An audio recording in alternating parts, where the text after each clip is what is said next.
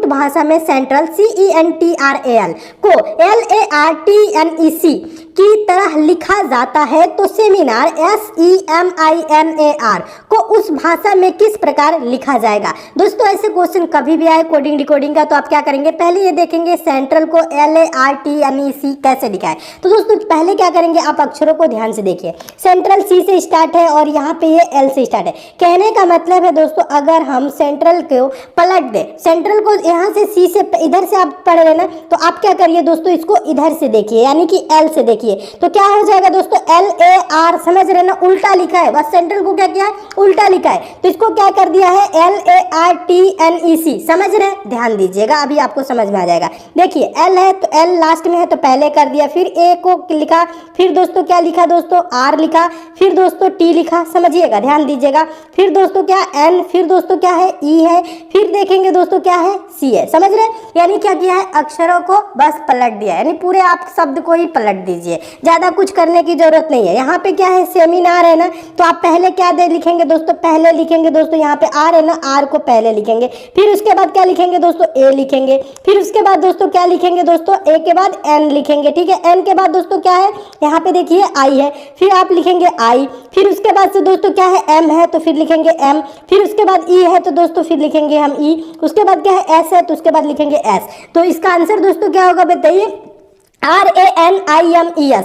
तो देखिए RANIMES किस ऑप्शन में देखेंगे, ऑप्शन नंबर C में, तो आपका ऑप्शन नंबर C दोस्तों क्या हो जाएगा, सही हो जाएगा। तो दोस्तों हम उम्मीद करते हैं आप इस प्रश्न को बहुत अच्छे तरीके से समझ गए होंगे। इसमें तो दोस्तों बहुत टाइम लगा, पेपर में इतना आपको करने की जरूरत भी नहीं है। पेपर में कैसे सॉल्व करेंगे, जब आपको दोस्तों पता लग जाएगा कि ये क्या किया है दोस्तों, सेंट्रल को पलट के लिखा है, तो यहाँ पे भी हम पलटेंगे तो ये क्या होगा दोस्तों, R से स्टार्ट होगा। अब देखेंगे कौन सा ऑप्शन R से स्टार्ट है, देखेंगे एक ही ऑप्शन R से स्टार्ट है तो डायरेक्ट आंसर देंगे ऑप्शन नंबर C। आपको पूरा मिलाने की और पलटने की जरूरत भी नहीं है, ठीक है, जब एक ही ऑप्शन में R से स्टार्ट है तो यही आपका आंसर हो जाएगा, मात्र 2 सेकंड के अंदर ही आंसर दे देंगे। तो दोस्तों हम उम्मीद करते हैं आप इस प्रश्न को बहुत अच्छे तरीके से समझ गए होंगे। क्वेश्चन अच्छे लग रहे हैं, समझ में आ रहे हैं, वीडियो को लाइक जरूर कर दीजिए, शेयर भी कर दीजिए, और दोस्तों आप चैनल पे नए हैं, चैनल को जरूर सब्सक्राइब कर लीजिएगा, नोटिफिकेशन बेल को भी ऑन कर लीजिएगा, ताकि आगामी एग्जाम के लिए दोस्तों हम जितने भी इंपॉर्टेंट वीडियो दे उसकी आपको नोटिफिकेशन मिले। नेक्स्ट क्वेश्चन की ओर चलते हैं। अगला क्वेश्चन देखिएगा, दूसरा क्वेश्चन हम आपको बता दें दोस्तों, ये क्वेश्चन मोस्ट इंपॉर्टेंट है, ऐसे क्वेश्चन हमेशा पूछे जाते हैं, और ऐसे प्रश्नों को सॉल्व करने के लिए दोस्तों आपको ज्यादा कुछ करने की जरूरत नहीं है, ज्यादा टाइम लगाने की जरूरत नहीं है, मात्र एक लाइन में सॉल्व होता है। कैसे सॉल्व होता है हम आपको आसान तरीका बता रहे हैं। पहले एक बार क्या करिए दोस्तों, प्रश्न को ध्यान से पढ़िएगा। प्रश्न है दोस्तों, x y से बलवान है, ठीक है, यानी कि बलवान मतलब समझ रहे ना, मजबूत है, इस तरह से आप समझिएगा, ठीक है, यानी शक्तिशाली है, इस प्रकार से समझिए, ठीक है। x y से बलवान है और y z से बलवान है, p q से बलवान है परंतु y से कमजोर है, q z से बलवान है, बताएं कि इन सभी में सबसे कमजोर कौन है। तो दोस्तों ऐसे कभी भी क्वेश्चन है, बलवान है या अमीर है या बड़ा है छोटा है, गरीब है, अमीर गरीब, बड़ा छोटा, बलवान कमजोर, ऐसे कभी भी क्वेश्चन है दोस्तों, तो आप क्या करेंगे समझिएगा। आपको करना क्या है दोस्तों, जो बलवान होगा, जो बड़ा होगा, जो अमीर होगा, हम उसको ऊपर रखेंगे, जो कमजोर होगा, छोटा होगा या गरीब होगा, उसको हम नीचे रखेंगे, जो सबसे बड़ा या बलवान सबसे अमीर होगा उसको हम सबसे ऊपर रखेंगे, जो सबसे कमजोर या सबसे क्या दोस्तों बोल सकते हैं, सबसे या गरीब कह लीजिए, ठीक है, या सबसे कमजोर कह लीजिए, या उसको हम कहाँ रखेंगे दोस्तों, हम उसको नीचे रखेंगे, या सबसे छोटा कह लीजिए। कि इस प्रकार से आप लिखेंगे, एक लाइन में आंसर आएगा। कैसे आएगा अब हम आपको समझा रहे हैं। यहाँ पे बोल रहा है एक्स वाई से बलवान है, कौन बलवान है दोस्तों, एक्स। एक्स जब बलवान है तो एक्स को ऊपर रखेंगे, ध्यान दीजिएगा, और वाई को हम नीचे रखेंगे, ठीक है, समझ रहे हैं। अब इस प्रकार देखिए, फिर कह रहे हैं वाई जेड से बलवान है, वाई किससे बलवान है दोस्तों, जेड से बलवान है, तो जेड नीचे रहेगा, वाई ऊपर रहेगा, समझ रहे हैं ना, इस प्रकार समझिए।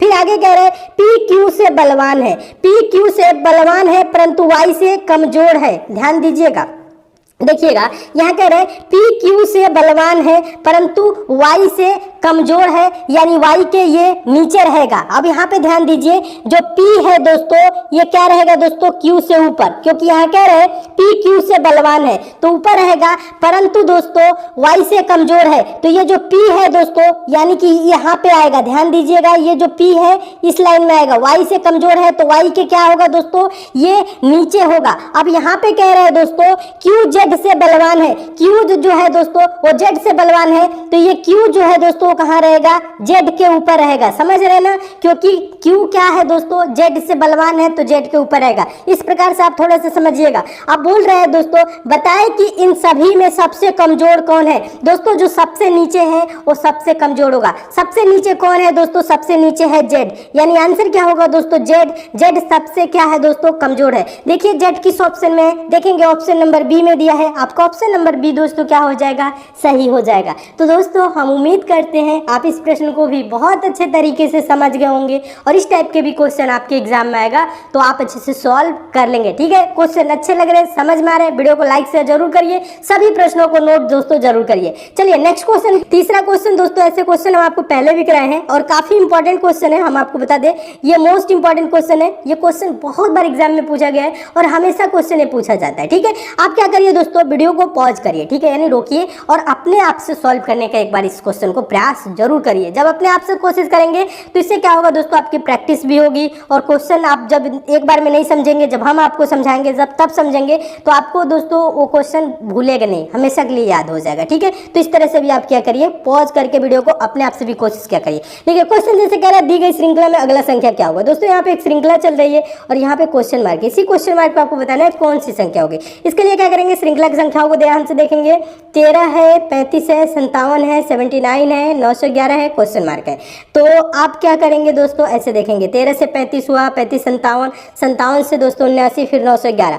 तो अगर दोस्तों ध्यान से संख्याओं को देखें, आप क्या करिए, पहले वीडियो को पॉज करके अपने आप से कोशिश जरूर करिएगा, इससे आपको क्या होगा दोस्तों, प्रैक्टिस भी होगा। ठीक है, देखिए आप वीडियो को देखिए, अब यहाँ पे देखिए आप क्या करेंगे, क्वेश्चन के संख्याओं को ध्यान से देखिए, 13, 1, 3, 35, 3, 5, ये 5, 7, 7, 9, 9, 11।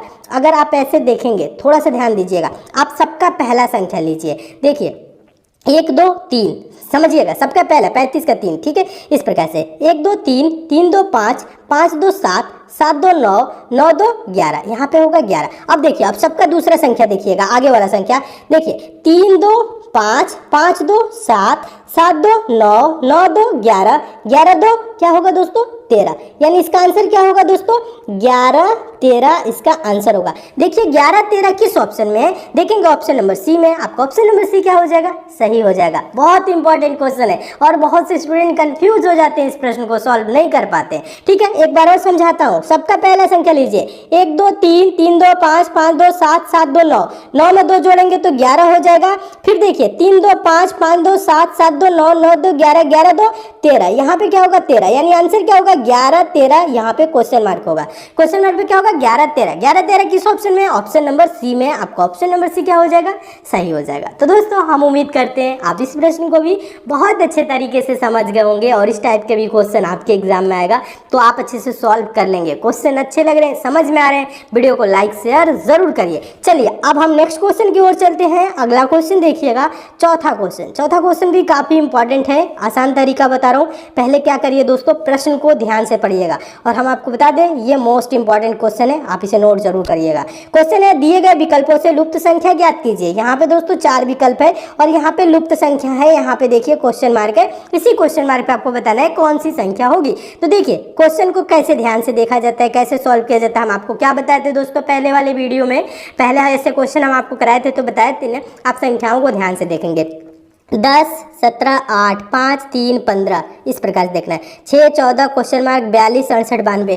तो अगर आप दोस्तों इसको ध्यान से देखेंगे तो इसमें बड़ी संख्याएं भी आपको नजर आ रही होंगी। बड़ी संख्या जैसे यहाँ पे 42 है, यहाँ पे क्या है दोस्तों 68 है, यहाँ पे 92, 92 है। तो जब बड़ी संख्या नीचे की तरफ आ रही हो तो प्रश्न को आप ऐसे सोचेंगे, ऐसे मतलब सोचने का मतलब होता है कि 10, 5, 6 को आप क्या करें कि 42 हो जाए। ज़्यादातर क्वेश्चन क्या होते हैं, ऐसे सही होते हैं। ठीक है, 100% क्वेश्चन की बात नहीं कर रहे हैं, जब बड़े जो क्वेश्चन नंबर जो होते हैं नीचे की तरफ होते हैं तो आप ऐसे देखेंगे तो जल्दी आंसर मिलते हैं। ठीक है, वो हो सकता है साइड में भी हो सकता है, लेकिन आप क्या करेंगे, पहले आप ऐसे सोचेंगे ऊपर से नीचे की तरफ। ठीक है, क्योंकि नीचे की तरफ बड़ी संख्या दी है, अगर साइड में बड़ी संख्या दी होती तो आप ऐसे सोचते 10 और 17 को क्या करे 8 हो जाए, 5 और 3 को क्या करे कि 15 हो जाए, आप इस प्रकार से सोचते। ठीक है, लेकिन ऐसे नहीं सोचना है, नीचे की तरफ संख्या है तो नीचे की तरफ, यानी कि 10 5 6 को हम क्या करें कि 42 हो जाए। तो दोस्तों 10 5 6 को जोड़ेंगे तो क्या होगा, 10 5 15, 15 6 21, 42 नहीं होगा लेकिन 21 हो रहा है और यहाँ पे नीचे दिया है 42, यानी ये जोड़ने पे क्या हुआ 21। अगर हम इसका 2 गुना कर दे तो क्या हो जाएगा 42 होगा।